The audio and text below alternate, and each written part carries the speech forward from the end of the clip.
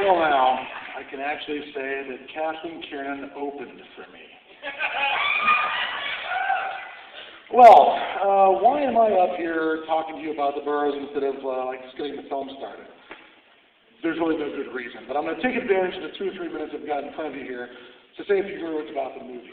I've been on Andrew about adding the Burrowers to the lineup for a while, and he finally gave in this year. The Burrowers. Now, why are you guys watching the Burrowers? At no point does anyone name drop some unpronounceable Lovecraftian god in this film. There are no fugly ancient tomes. There are no rotting cyclopean cities out in 1879 in Montana Territory in the Wild West. Why is this part of the festival?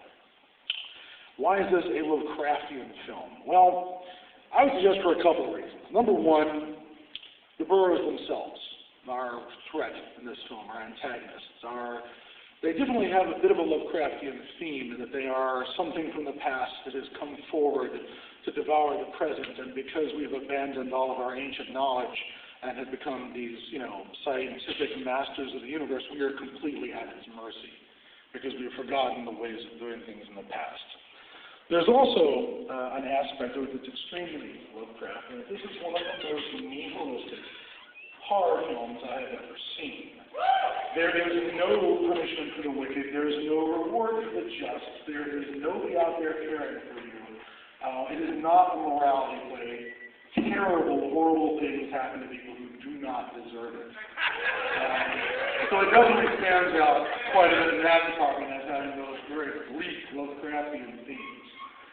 But I think the main reason that it's at the festival is that while it may not be a Lovecraftian film, for those of you who are familiar with the role-playing game called Cthulhu, it plays out pretty much like a scenario called Cthulhu. There's going to be a point where you're going to be able to, hands up, who here has played the role-playing game? You have to show of hands? All right.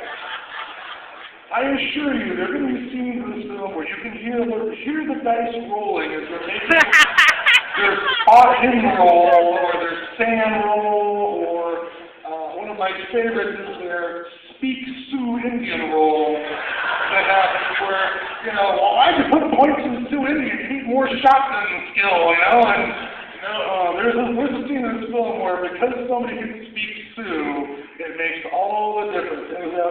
It is right out of a Call of Cthulhu scenario.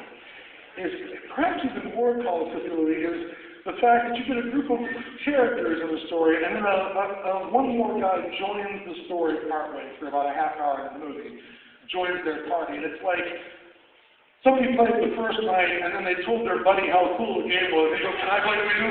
"Oh no, man, we're alone on the plains of Montana. How are we going to get you into the story?" "Well, just let me roll a character, and I'll play the game." This guy just suddenly is inserted into the story. And it is absolutely one of the finest low-budget horror films I've ever seen. It is clear that these people made this movie for pittance. But shockingly, they didn't spend their money on CGI. They didn't spend their money on 3D effects.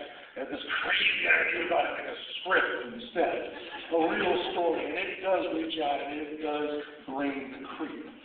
So Karen was saying before about a real weird tale. The thing you've got to have is mood. And the Burrowers brings the mood. It slowly creeps up on you until the revelation at the end. I'm not going to throw out any spoilers. Watch the Burrowers. This is a fabulous, fabulous horror film, and it has every right to be here at the Major Lovecraft Film Festival.